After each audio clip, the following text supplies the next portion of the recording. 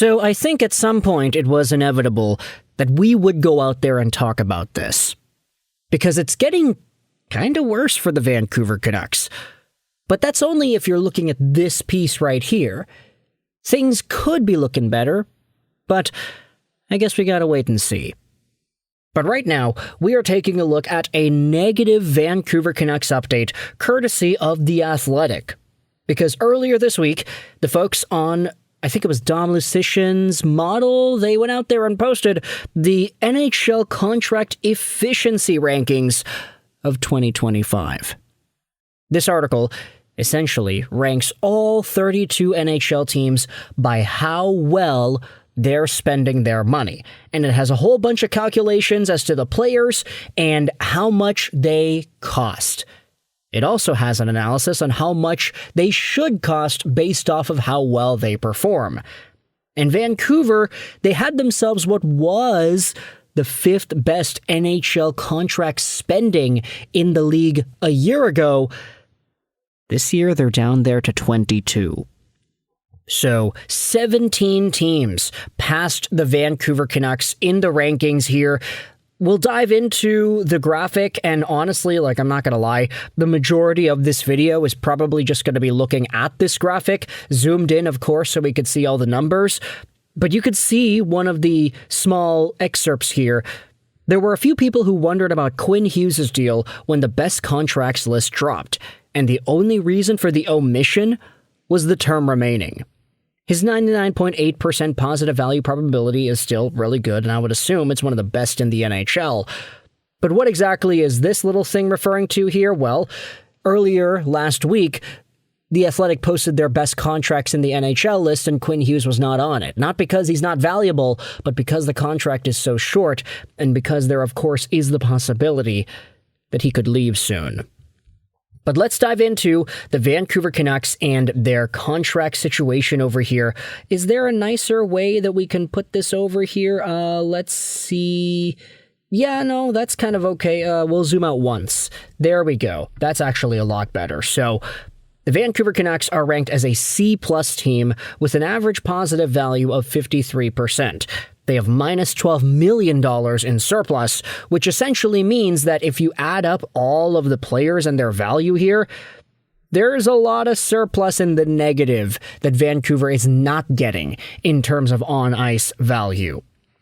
The best contract the Vancouver Canucks have, on forwards at least, is Kiefer Sherwood, who's making $3.3 million in his model value, but who actually has a $1.5 million contract in reality. This means that there is $1.8 million in surplus value out of Kiefer Sherwood. He's playing like a $3.3 million guy, but he's making $1.5 million.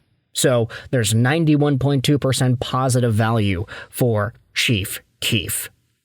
Going down the list, you've got Connor Garland, whom the model actually evaluates so highly at $6.8 million. They have him super high. He's making $5.9 million in reality, so there's $6.3 million in surplus there, because I'm assuming the thing is calculating it based off of the years. It's saying, okay, well, Connor Garland has 7 years, and he's playing at a rate that's $900,000 better than his real contract, so multiply 9 by 7, is that correct? $6.3 million of surplus value.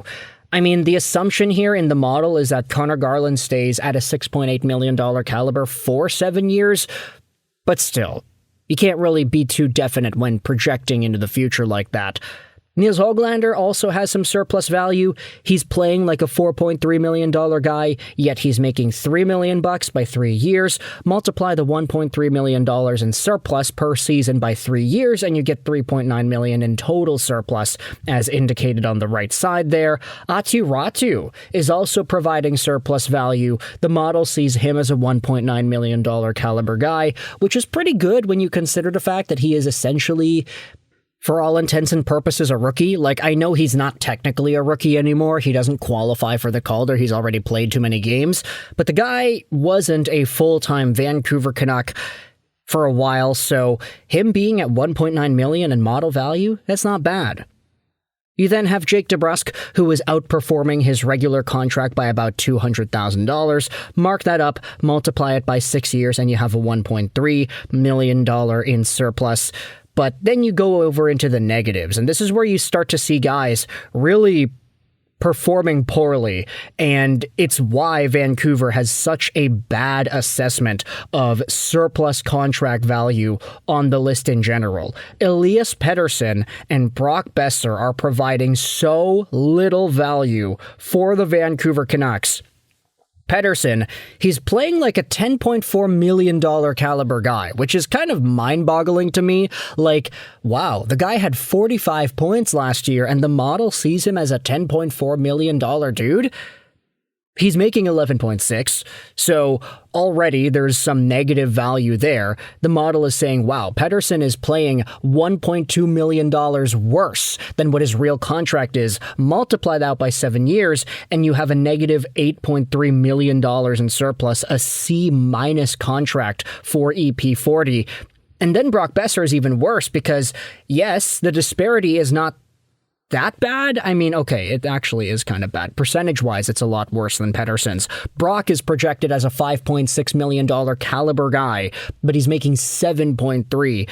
So that's even more surplus value in the negative for Brock. Multiplied by 7 years, he has a D-plus contract with an $11.6 million negative surplus value. Man, we're seeing that number a lot. 11.6 for Elias Pettersson's regular cap hit and negative 11.6 for Brock Boeser's surplus cap hit on the Vancouver Canucks roster. That is not good. But of course, we're all projecting that Pettersson and Boeser get better for next year, right? That's the assumption. We all hope that they're going to be able to do more, because if they don't, then I think the Vancouver Canucks might actually be screwed. The top guy in Vancouver's D-core by far is Quinn Hughes, who is making $11.9 million in surplus value. I mean, it's crazy. The guy's making $7.9 million on his regular contract, but the model has him at 13.8. It has him as one of the most highly paid should-be players in the NHL. And multiply that out by 2 years, you have yourselves $11.9 million in surplus. He is fantastic. Marcus Petey has some good value as well. They evaluate him as a $6.3 million defenseman. That's actually pretty good. Phil Hronek actually has negative surplus because his model value is $7.2 million, but he really is making $7.3. So I think Hronek, it's really close. You don't have to be too unconfident in his ability. He is fine. I think as long as you get what you paid for with Hronek, you're going to be fine there. Tyler Myers has barely any surplus value. Derek Forbort has barely any negative value, like Phil Hronek. So the D-core is just kind of normalized. But Quinn Hughes being so above and beyond everybody provides a lot of value there.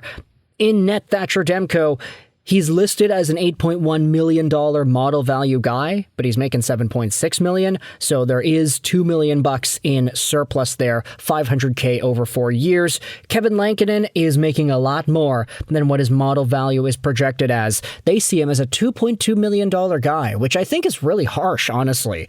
I think Lankinen played a lot better than a $2.2 million AAV cap hit would imply. So the $4.5 million, we'll see whether or not that actually gets justified over the next 5 years, but it's why his contract is down there at a D+ as well. So this is really not a good assessment for the Vancouver Canucks. In particular, it's Elias Pettersson, Brock Boeser, and Kevin Lankinen who are really dragging this team down in terms of surplus value over the next 5 to 7 years. And if you go back over to the Canucks subreddit, you'll read some of the comments over here pretty much saying the same thing.